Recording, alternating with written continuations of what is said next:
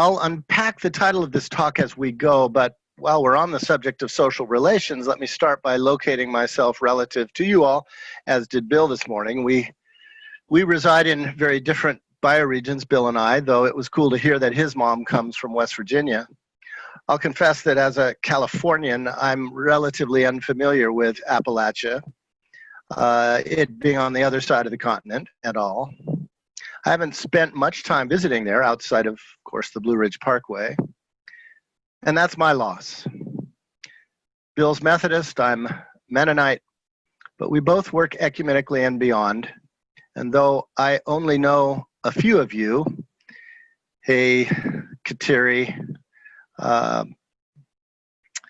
I've long collaborated with progressive Catholics through movements ranging from Call to Action and Pax Christi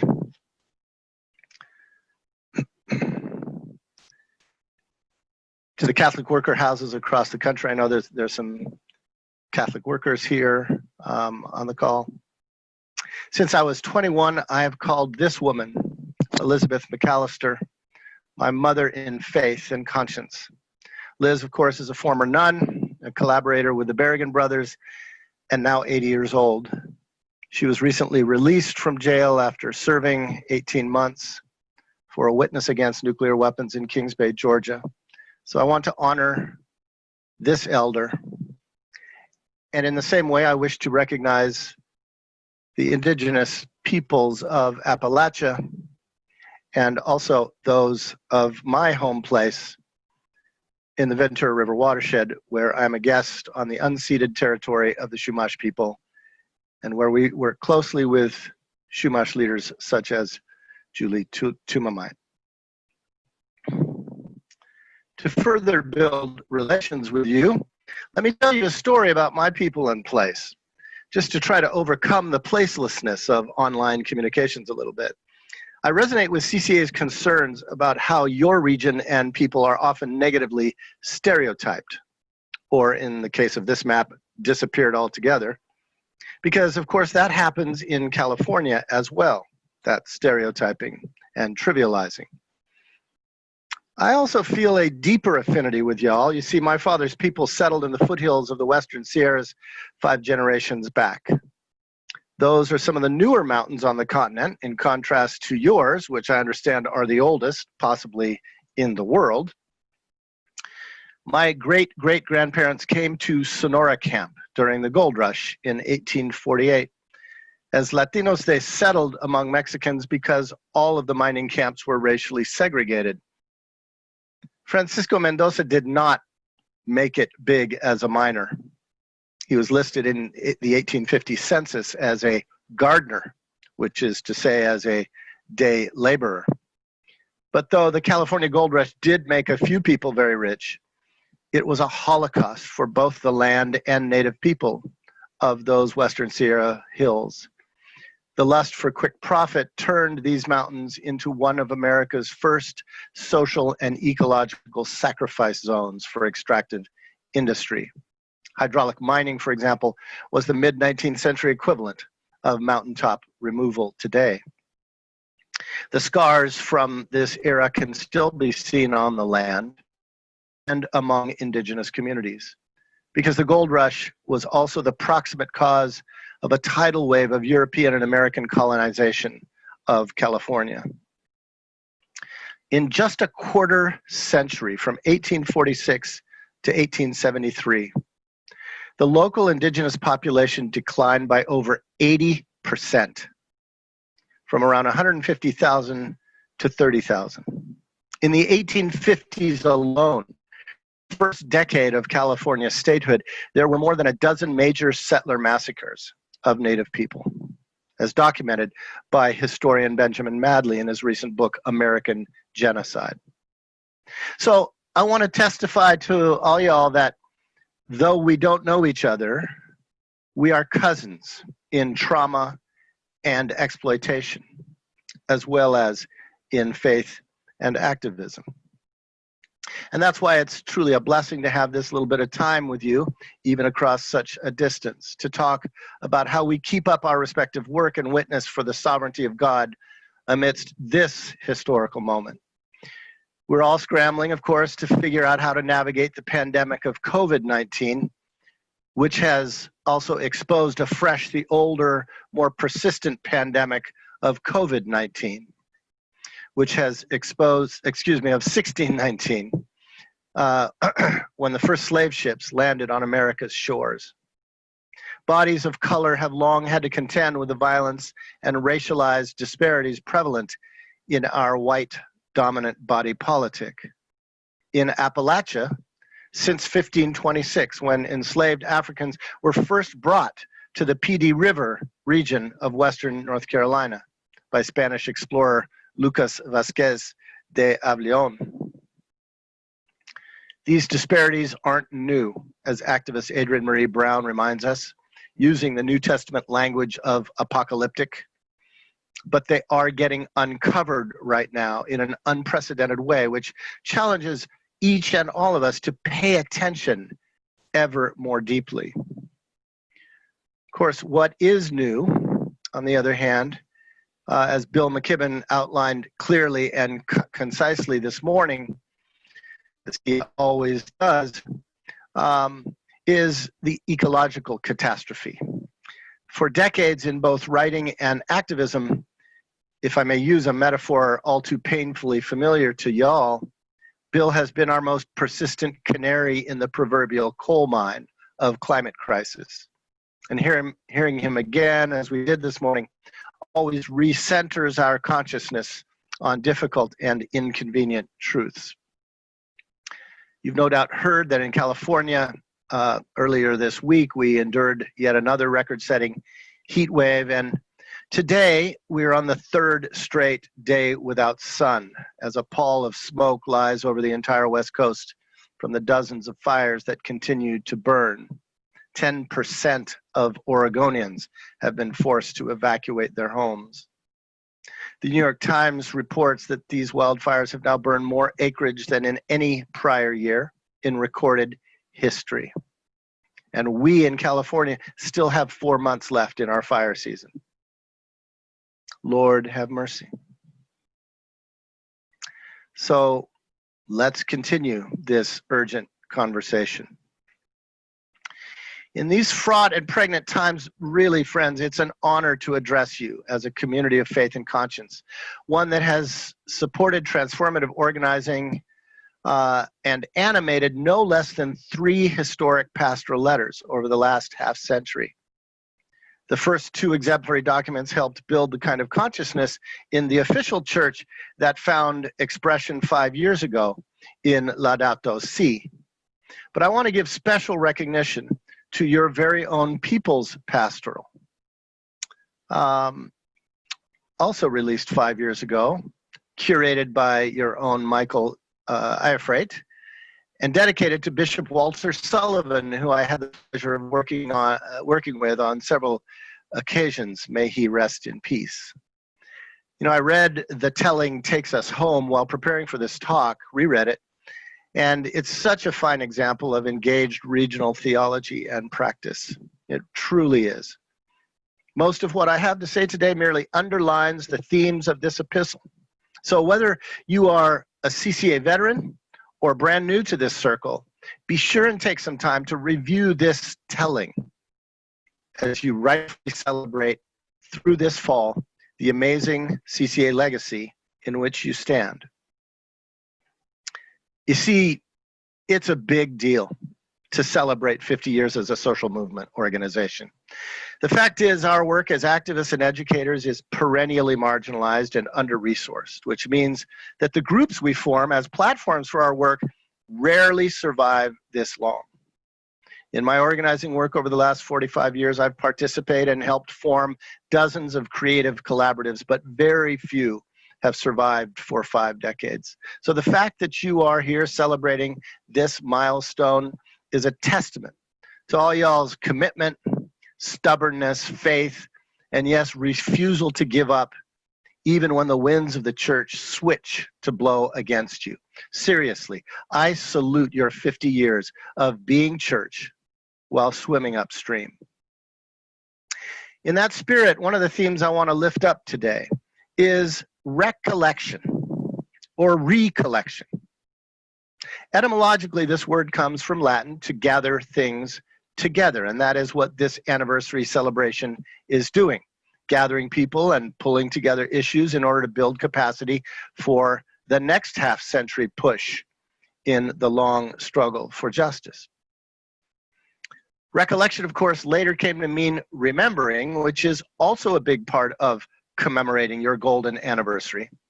But to remember is not just to reminisce. It is to bring back into the body politic that which has been dismembered, to restore the body to wholeness and inclusion.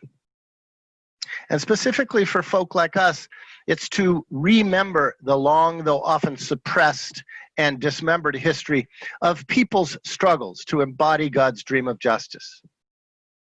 Which is why Michael asked me to focus today on the biblical tradition of Jubilee, because your CCA milestone is an invitation to journey into deep recollection of this ancient biblical story of liberation and all the ways that story has been creatively and courageously recontextualized through history, not least by CCA. Indeed, the memory of Jubilee has erupted throughout the history of our church and society. In the 18th century, for example, levelers in England remembered the subversive vision of Jubilee and their struggle against the privatization of the commons by royal interests that had displaced many people who ended up immigrating to Appalachia. This fascinating tradition of protest brought us popular songs like the one you see here, sung to the tune of God Save the Queen, or what you know as Our Country 'Tis of Thee.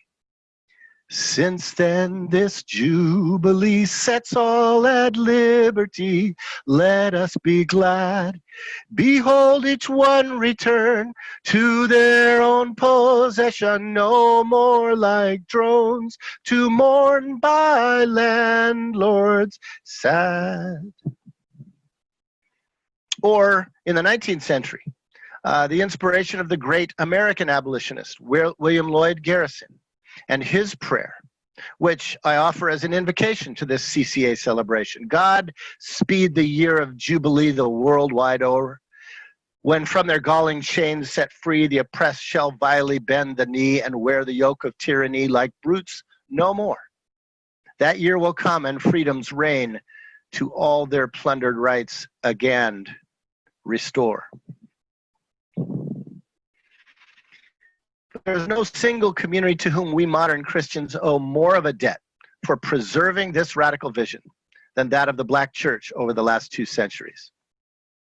When white colonial Christianity in the U.S., both Catholic and Protestant, marginalized and disappeared the biblical tradition of Jubilee because, well, it was inconvenient to and subversive of their system of chattel slavery, African Americans kept the dream alive through prayer and song and worship, not to mention also through struggle and courage.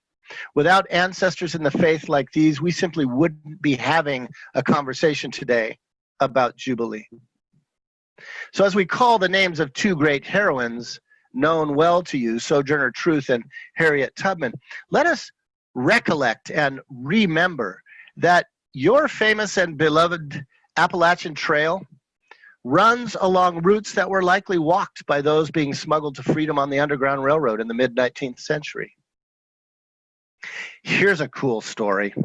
Did you know that 4 years ago, a group of 7 Black hikers took a 4-day backpacking trip on the Appalachian Trail, organized by Outdoor Afro, one of the nation's first African-American conservation organizations? They hiked over 40 miles along the Blue Ridge Mountains, even though none of them had hiked that trail before, from the Mason-Dixon line to Harper's Ferry, West Virginia, in an attempt to retrace the historical route that Harriet Tubman may have taken.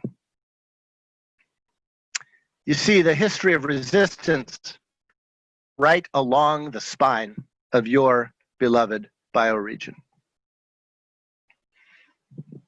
So let's take a moment to honor the Black tradition of recollection and remembering, And I want to invite you, because we probably need a stretch break in the middle of your day, so I want to invite you to stand while I sing an old spiritual that was made popular by the Fisk Jubilee singers at the end of the 19th century.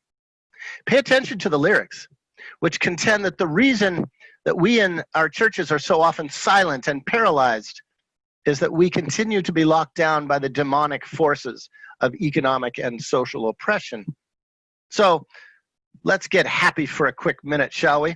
Celebrate and recollect CCA's 50 years and have a little Jubilee stretch in the process. Come on, Catholics, clap your hands and move your booties.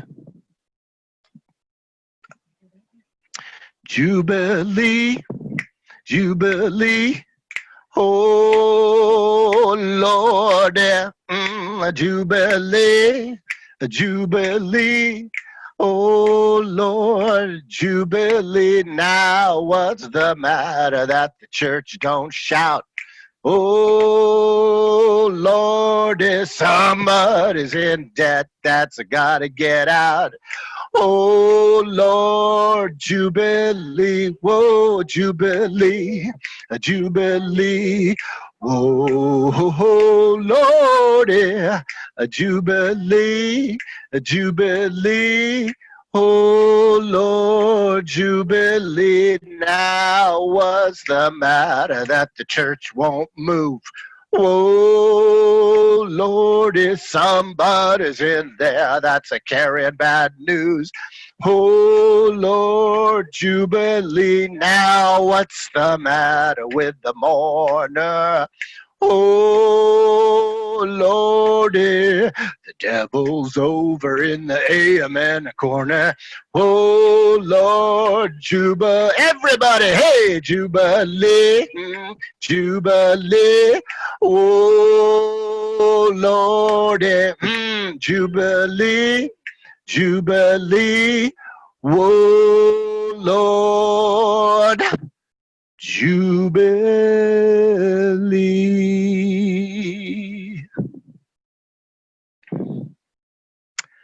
All right.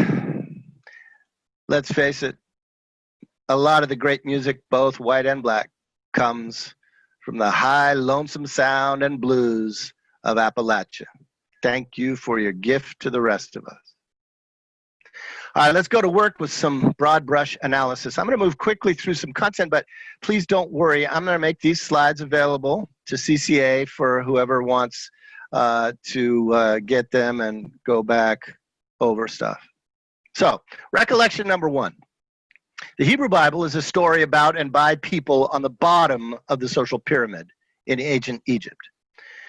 Its protagonists are slaves when we open the book of Exodus, and God is famously revealed to Moses in a burning bush as the one who hears the cry of the poor. The Exodus is the core narrative of God's redemption in the First Testament, in which Moses leads a massive labor strike and walkout of oppressed Hebrews. Of course, this involved quite a struggle between Moses and Pharaoh in Exodus chapters 4 to 12. So the liberation is assisted by an uprising of nature herself in the form of plagues in order to pressure the powerful to change. Plagues and pandemics and hard-hearted rulers. That sounds familiar. Lots more to say on that, which I've outlined in an article that just came out this summer, which you can find on my website if you're interested looking at the Exodus plagues in light of our current ecological and social catastrophes. No sooner do the ancient Israelites cross the Red Sea, finally free from Pharaoh, than they begin to long for the security of their former slavery, as in, we may have been in bondage over there, but at least we could eat 3 square meals a day at Mickey D's.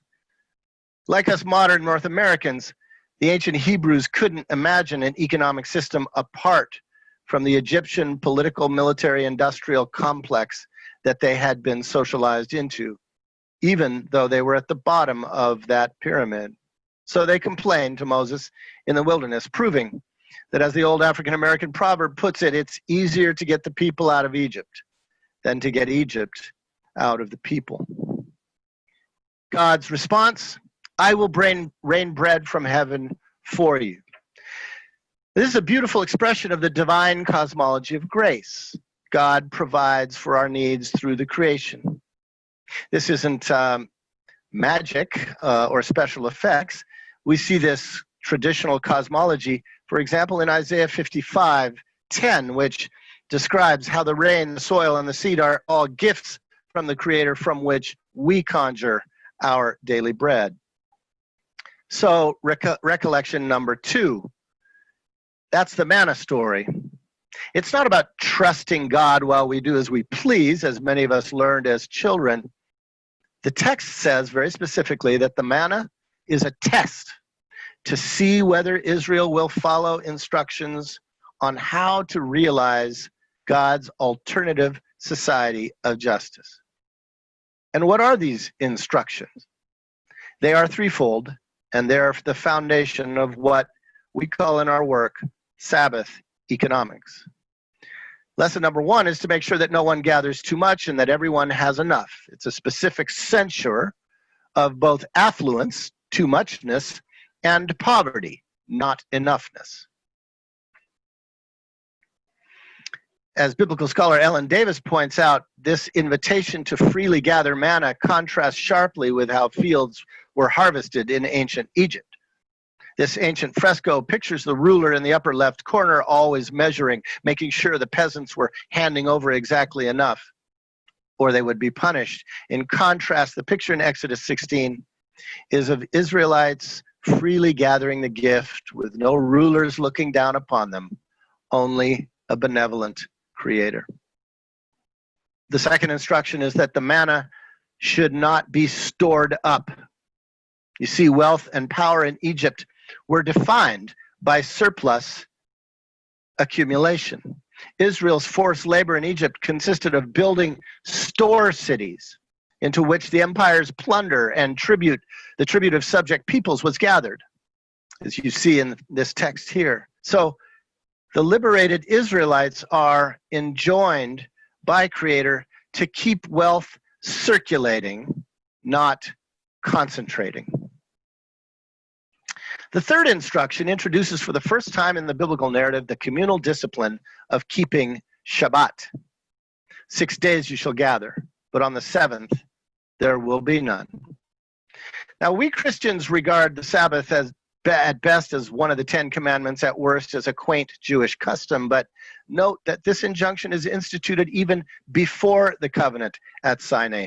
Moreover, it is reiterated at the conclusion of the covenant code as a life and death issue. So Sabbath is the beginning and end of Torah. Why?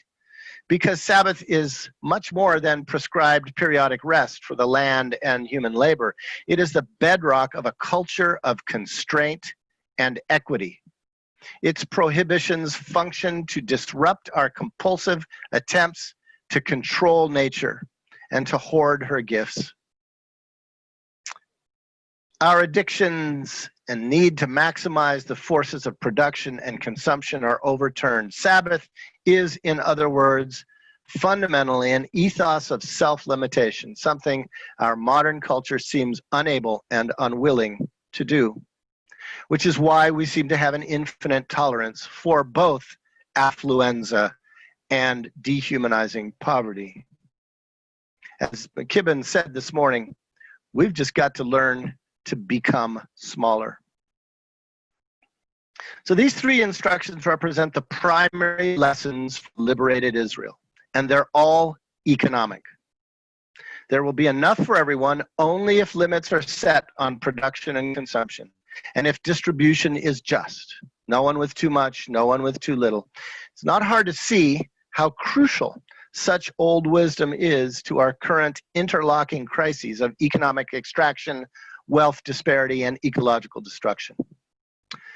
But it's also true that we modern folk, like Israel of old, just don't get these instructions. In fact, we fight their logic with all of our might because they contradict all of the fundamental principles of capitalism, in which we are all socialized to take as much as we can, accumulate as much as we can, and respect no limits to our work or to extraction of resources or to our consumption.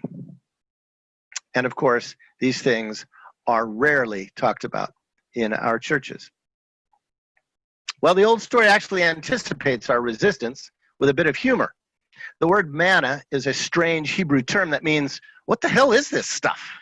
Which is to say, we don't recognize God's gift or its ethos because, like Israelites of old, we've been raised watching Egyptian television, attending Egyptian schools, believing in Egyptian habits of wealth and consumption, reading Pharaoh's Twitters. You get the idea.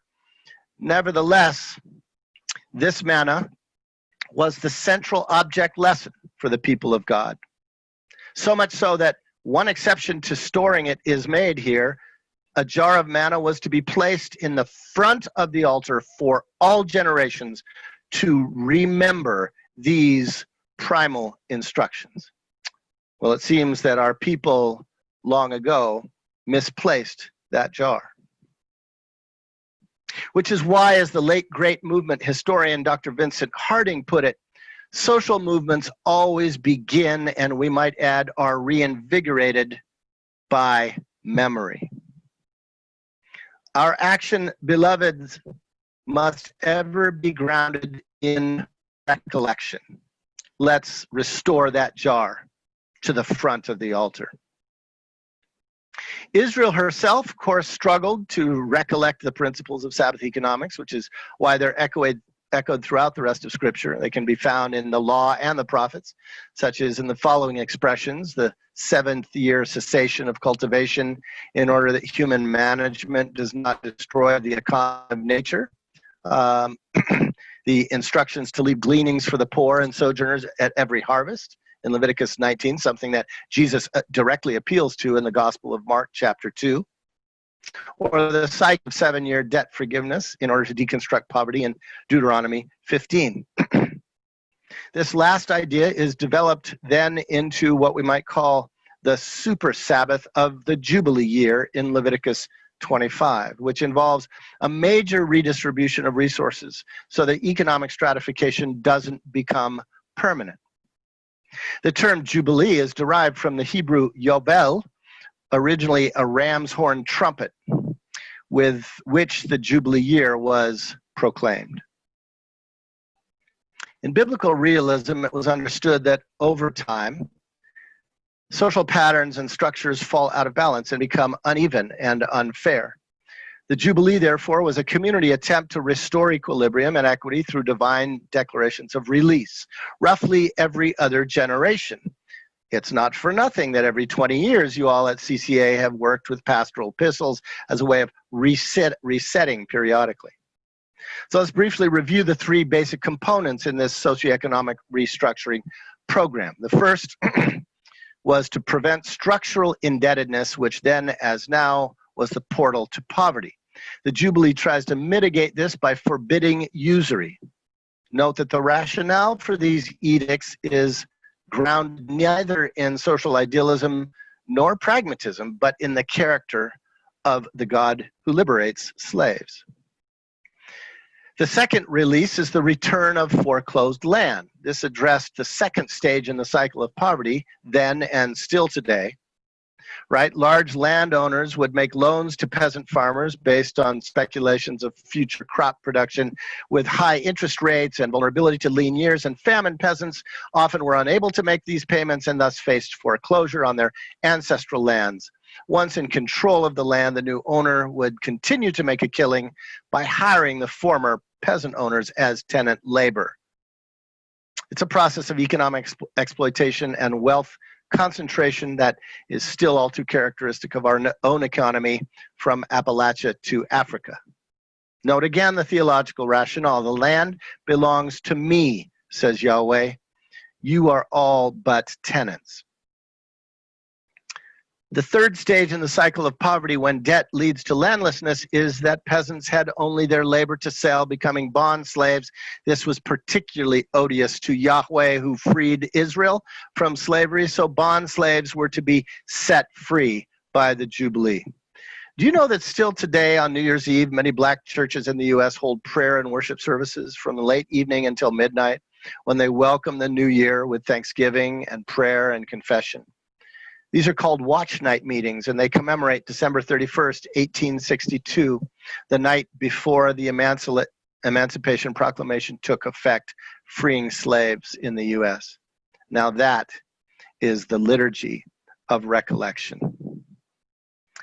You see, God's dream of justice continues to haunt our American political unconscious. After all, it's inscribed on the famous Liberty Bell in Philadelphia, Eddie, cast way back in 1751, before we were even a country.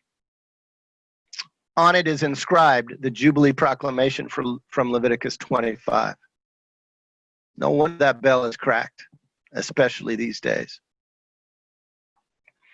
While Israel's wealthy classes may have forgotten these instructions, her prophets did not, which is why Isaiah excoriates the nation's leadership for crushing the marginalized, and Amos denounces those who make profits on the backs of the poor.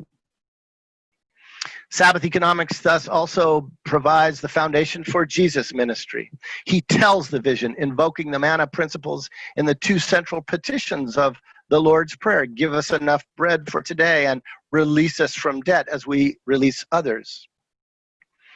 And Jesus also shows the Jubilee, reenacting the lesson of the manna in his own feeding and organizing of the poor in the wilderness.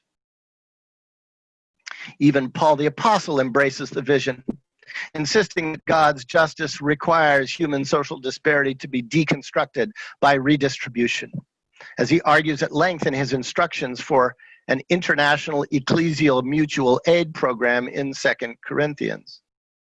For Paul, Sabbath economics is about restoring the equality of people with each other and with the integrity of creation. Which brings us to our second theme, that of restorative discipleship. To legitimate his appeal to these early Christians to practice economic justice, Paul explicitly cites instruction number 1 from Exodus 16. You can find a summary of all of this in my little booklet entitled The Biblical Vision of Sabbath Economics, which is 20 years old next year. With my own attempt to draw a little pastoral epistle. This basic Jubilee vision concerns what in modern economic terms we call land, labor, and capital. And each of us deals with these spheres every single day in our household economies as well as in our organizing. Your Appalachian pastorals consistently touch upon each of these spheres, which is how we keep the gospel grounded. In that vein, let me, in the last part of this talk, briefly unpack each leg of this triad, which encircles the mountains of our place. I'll recontextualize each Jubilee practice in terms of basic frameworks that might help you map the next 50 years of CCA's work, or at least the next 15, until your next pastoral epistle is due. I'll call the return of and to land, foreclosed, watershed discipleship. I'll look at the release of captives as Sabbath economics, and liberation from debt, which is only itself a symbol of inequality past and present. We'll call that decolonization. Now, to participate in this exercise, you're going to need a piece of paper in front of you and a pen, or an iPad for you millennials. First of all, the Jubilee principle of land also implies for us modern folk who are well assimilated into urban life, even if we are rural, a return to the land.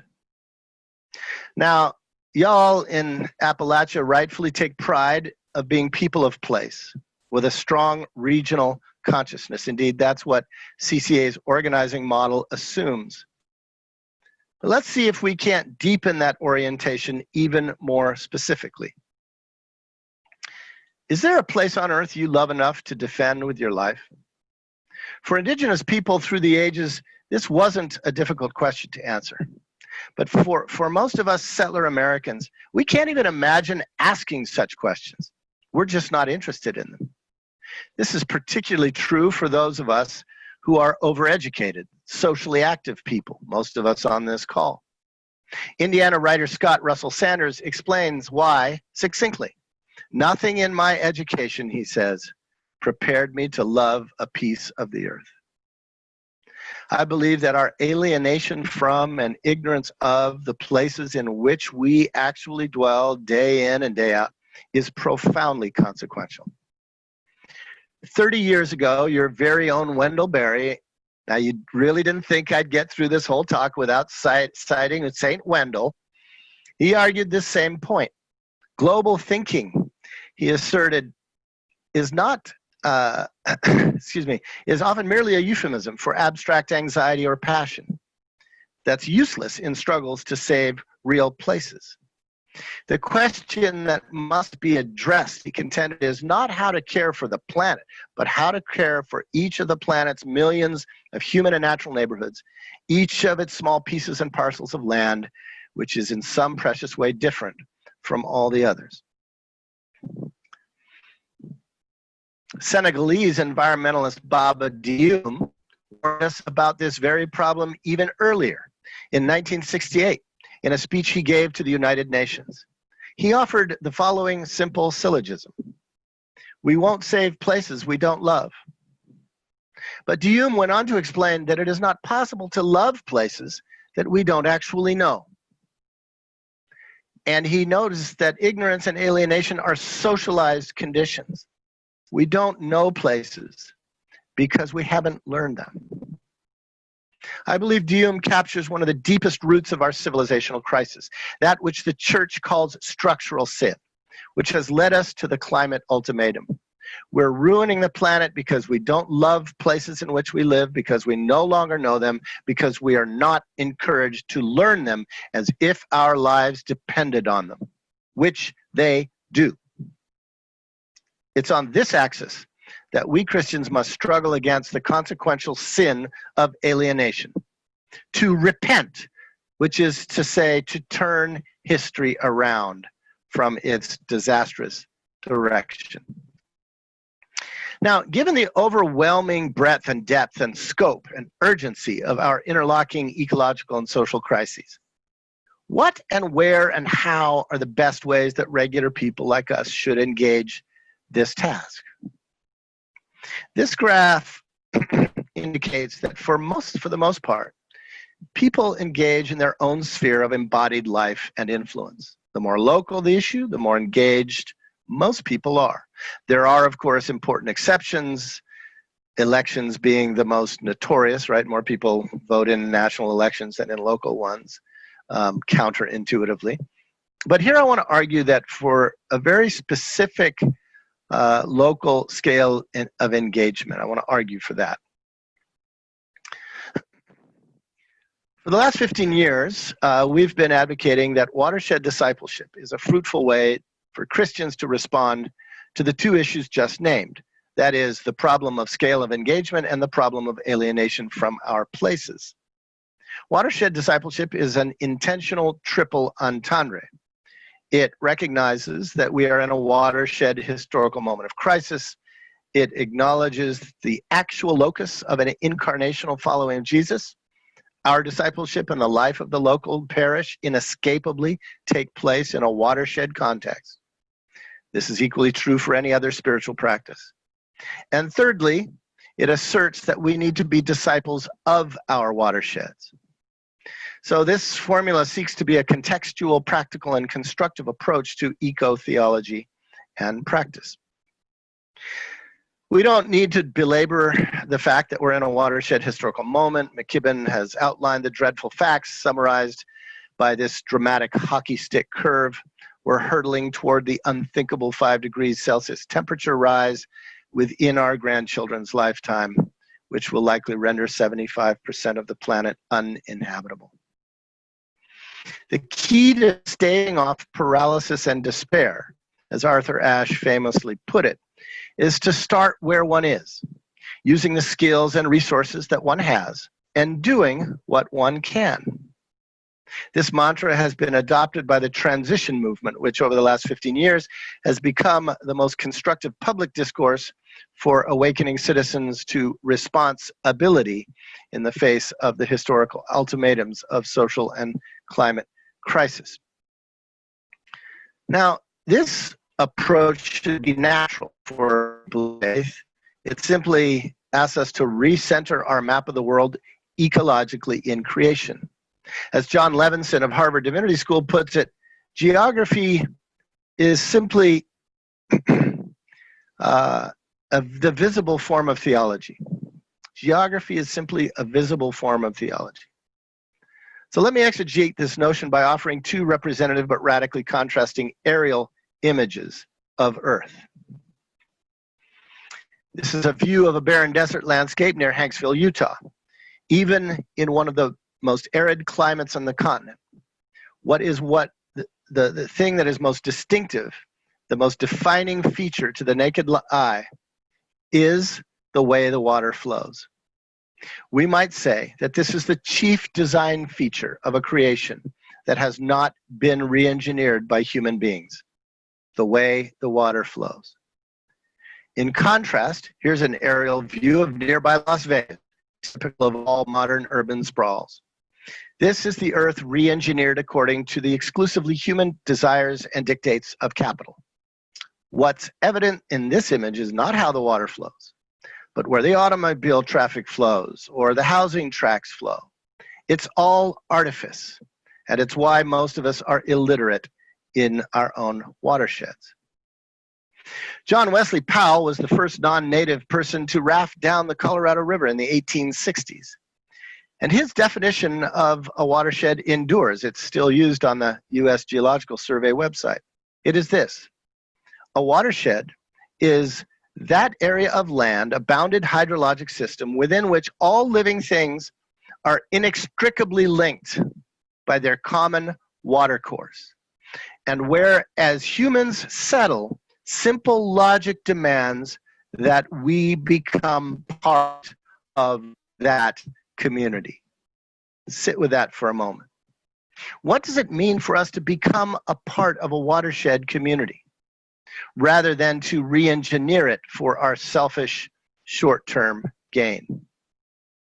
The fact is, wherever each of us resides, city, suburb, rural area, our lives are deeply intertwined within such a bounded hydrologic system.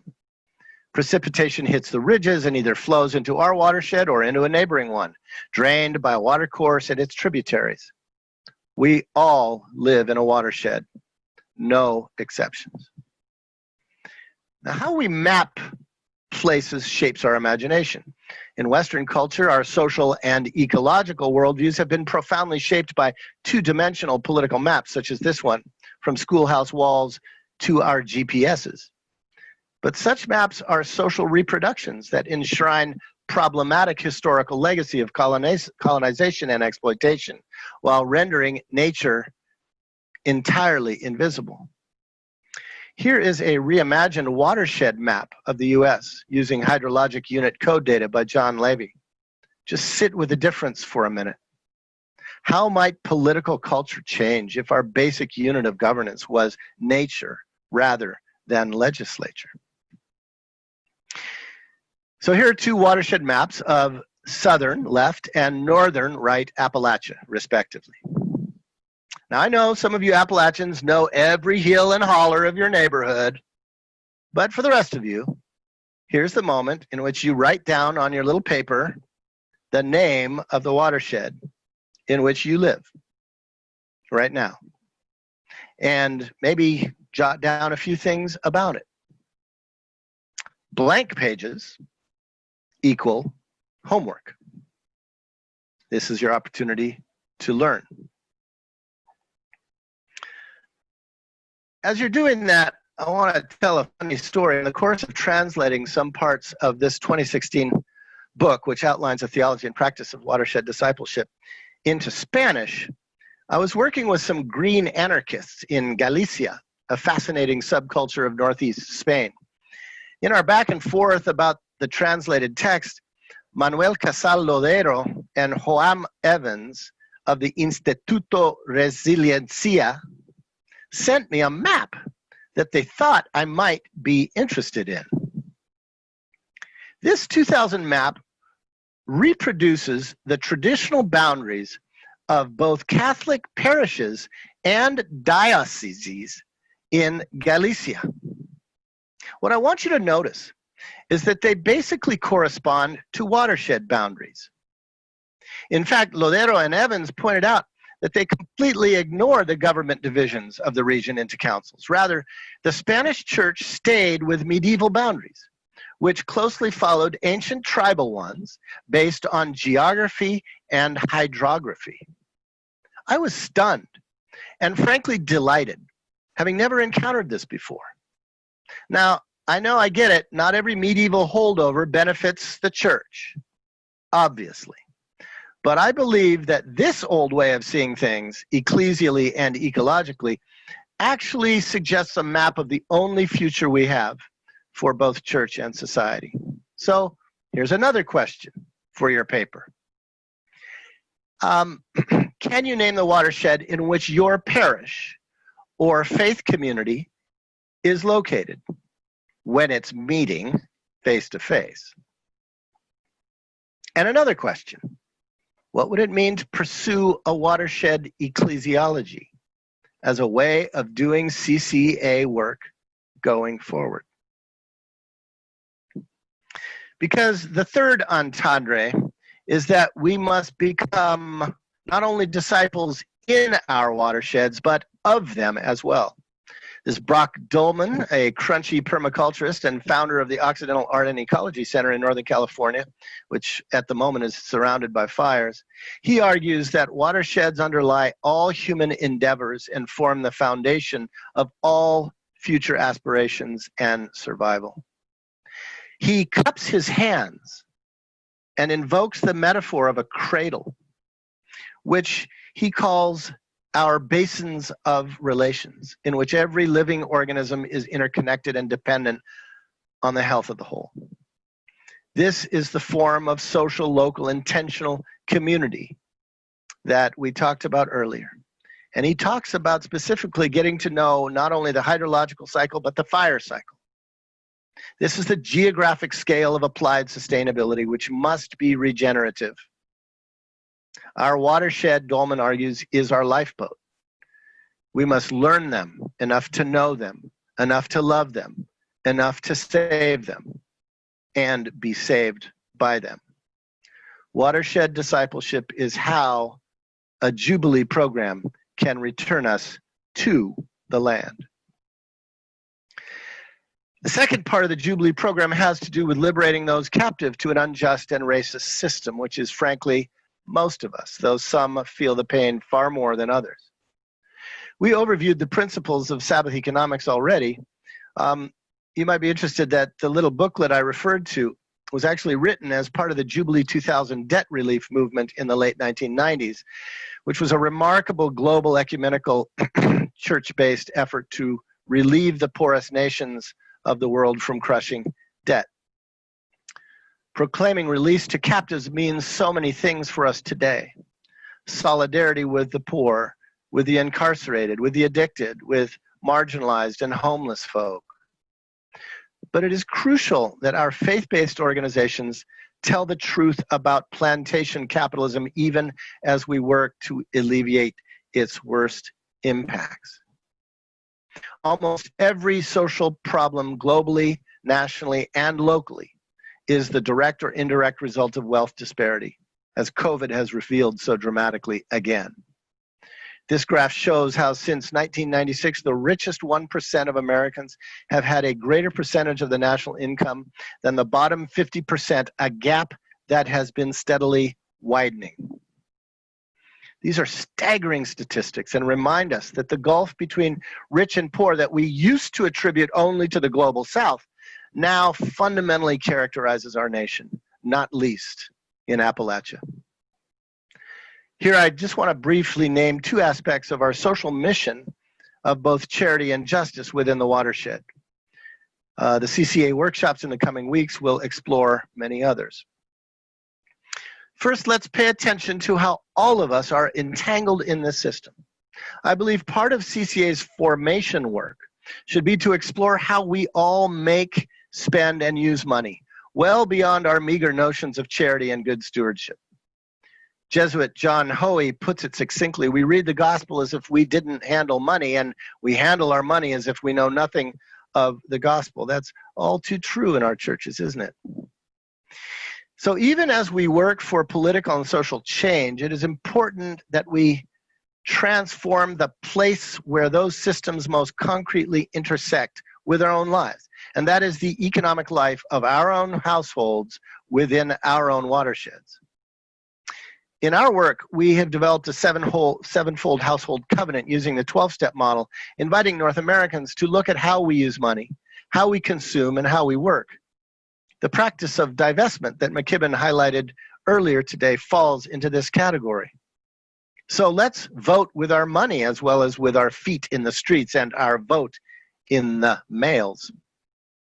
This model has been picked up by our friends in the Faith and Money Network based in Washington, D.C., which works intensively with small groups on a discipleship of Sabbath economics that is both profoundly personal as well as political. A few years ago, Faith and Money took a group of folk on a trip of perspective to Wise County, Virginia, to learn about Appalachian realities, and I know some of you have partnered with them in this work. I believe this is the new meaning of mission for our churches, to journey both inwardly to see how our own character has been misshaped by capitalist values, and outwardly to learn more about those who are victims of our dysfunctional economic system. So that's an ongoing way to work on ourselves. And here's another question for your sheet. Do you know the mean and median incomes of residents in your watershed? The mean and median incomes of residents in your watershed. And you'll ask, well, nobody calculates it according to watersheds. Exactly. So now you got to correlate the ecological map with the socio-economic map. It's a great exercise. What are the three most pressing social issues in your basin of relations? CCA has historically worked hard to listen to the voices of the marginalized in your region from the very first pastoral. How do we aggregate those voices into organized movements of resistance and reconstruction? I know that all of you are aware of and hopefully collaborating with the National Poor People's Campaign, inspired by the movement begun by Martin Luther King in 1968 before he was assassinated. This campaign, led by my friends Dr. William Barber and the Reverend Liz Theo-Harris, pictured in the middle here, is mobilizing to address policy changes across all sectors of social and ecological issues in the U.S. We want to make sure that the concerns of Appalachia are well represented in the Poor People's Movement, as it was in King's campaign over 50 years ago. So I just really urge you at CCA to keep building strong collaboration with the Poor People's Campaign going forward. And of course, in the wake of the most recent spate of killings of Black citizens by police, it is essential that we white folks do both our inner work around racism and show up publicly to support Black lives in every aspect of our organizing. And I was so heartened to find on the web pictures of white BLM solidarity rallies in places like Whitesburg, Kentucky, and Alta, West Virginia. That's really the sign of a movement. You know, you've got so many resources in your region, and one of them is this woman. You have close to you one of the brightest of a new generation of Appalachian organizers in Ashley Woodard Henderson. She was the first Black and female director of the famous Highlander Center in Tennessee. I don't know how many of you have made your way to the Highlander Center, but it's one of the jewels of the social movement history, and Ashley is a force to be reckoned with. Elaine and I have been enjoying getting to know Ash at the annual Proctor Institute, where we would love to have CCA folk get involved. This is an annual gathering of progressive Black church leadership at the historic Haley Farm in Clinton, Tennessee, an amazing intergenerational and interracial space where movement history and contemporary faith and justice organizing are taught and learned. Elaine and I are faculty of a new Freedom Seminary being curated as part of the mix. So, Michael, send us some peeps next July. This is really a strategic place, and we want CCA to be in that mix. Finally, a third and essential part of a Jubilee program tries to undo debt. And here I suggest that the longest running debt is the social and psychic burdens borne by those disenfranchised in the American story. CCA's work of resisting outside powers that exploit the region today must understand the roots of that kind of predatory colonization at its origins. This means that non-Indigenous Appalachians must embrace two tasks: to face your own histories of settler colonialism while practicing restorative solidarity with First Nations communities in the region. There are some 11,000 American Indians in West Virginia today alone, representing 85 tribal lineages, with Cherokee and Shawnee being the largest. Among oppressed individuals and communities, we often speak of trauma as the wound beneath the flesh. When it comes to historical dispossession, the psychic wound beneath the surface of our lives and psyches often manifests as haunting. The fact is, our settler histories and places are haunted. Sociologist Avery Gordon, in her important book Ghostly Matters, asserts that haunting is a constituent element of modern social life through which repressed or unresolved social violence makes itself known in everyday life, especially when these things are supposedly over and done with, such as slavery, or coal disasters, or the displacement of Indigenous people, and when these oppressive things are continuously denied. Now, in a place like Appalachia, like California, there are many layers to be healed, but the deepest haunting is original colonization. Unangash scholar Eve Tuck says pointedly, social life, settler colonialism, the management of those who have been made killable, whether that's a coal miner or a black man on the streets, these things and haunting are inextricably bound. Each ensures that there are always more ghosts to return. What are the ghosts of the many different trails of tears that were the result of federal Indian removal acts from the 1830s to the 1950s? How are our people and our lands still haunted by these things? Gianni Crow is, like Eve Tuck, a voice in the rising movement of Native activists and scholars called in some circles Indigenous Resurgence. We've seen this recently, for example, in the Standing Rock and other current struggles against extractive industries. It is something that we settler activists must also pay attention to. It is a cultural and political rising. Crow challenges settlers to abandon the last vestiges of our romanticism and socialized ignorance regarding Native history and culture in order to honestly face legacies of past trauma which mark the landscape of every watershed, including the one you reside in. So here's the third question for your paper and pen exercise. Who were and or are the Indigenous people of your watershed? How and when have Native people been displaced by settlers in your region?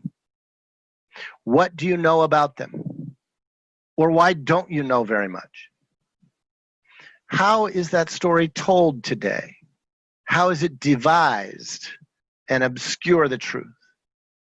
How is it marked on the landscape through official monuments or lack of them? What are the issues faced by Indigenous communities surviving in or near your watershed today?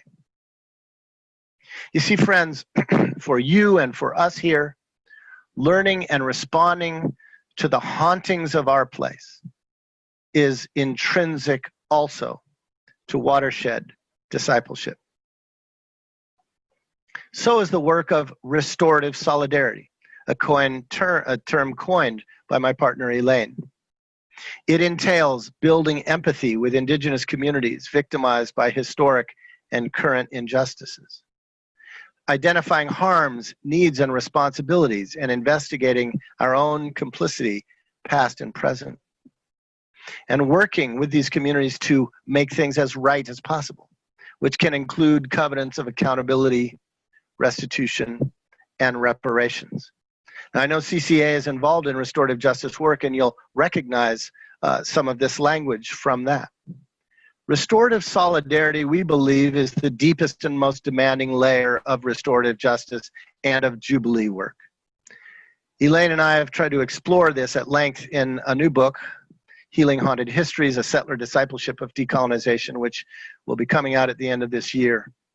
I'm so glad to know that CCA runs an annual Cherokee spirituality retreat, and I want to urge every one of you to try to make that workshop on a priority, that retreat a priority to connect with that strand of CCA's work. And October 1st, I know that CCA will be running a workshop on this, so be sure and tune into that. Think of it as your Indigenous Peoples Day commitment. I think that'll be really important. Decolonization, says the aforementioned Eve Tuck, is not a metaphor for all social justice work. It must ultimately lead to the repatriation of Indigenous land and life. Our churches can take the lead in experimenting with this truth. An interesting example of this took place recently in Ohio, not far from Appalachia. In 1819, John Stewart, a freed African-American slave, became the first Methodist missionary to the Wyandot Nation. When the Wyandot were forced to leave Ohio for Oklahoma under the 1834 Indian Removal Act, another trail of tears, they deeded 3 acres of their land to the church to secure it from desecration. Notice, the Indigenous people knew the church needed to be protected from desecration by white settlers. The United Methodist denomination thereafter held this land in trust until September 2019, the bicentennial of Methodist missions in the U.S. When that parcel, including the original mission building and a cemetery where tribal members and Stewart are buried, was returned to the Wyandot Nation. That ceremony brought together 100 tribal members, most of whom had not been back on the land since they were forced to leave. People have been killed and we have been complicit, acknowledged Thomas Kemper, General Secretary of Global Ministries, to which Reverend Shaban Karnal added, Executive Director of the denomination's Native American Comprehensive Plan and member of the Seminole Nation, added, when we see a Christian denomination returning land back to its original inhabitants, that's significant. This is how we rewrite history. This is how we craft a future of shared wellness for all of our peoples. The story closes our circle, bringing us back to the first Jubilee principle, return of land. So to conclude and summarize, a recollecting faith empowers practices of restorative discipleship. I've simply suggested 3 possible frameworks for CCA work going forward: watershed discipleship and ecclesiology, Sabbath economics at the core of our social mission, and decolonization as restorative solidarity. Each is profoundly personal and intensely political. Each resonates with the biblical Jubilee and with our gospel. And each has broad and diverse applications in our specific regional and watershed contexts, which we can explore more in conversation today, as well as in the upcoming CCA workshops. So, dear sisters and brothers, my mountain kin, if we can continue to deepen CCA's 5-decade-long experiment with what it means to be at home on the land, at home in the web of life, then our telling can become again good news. And we can live into being the church that we want to see in the world. Thank you.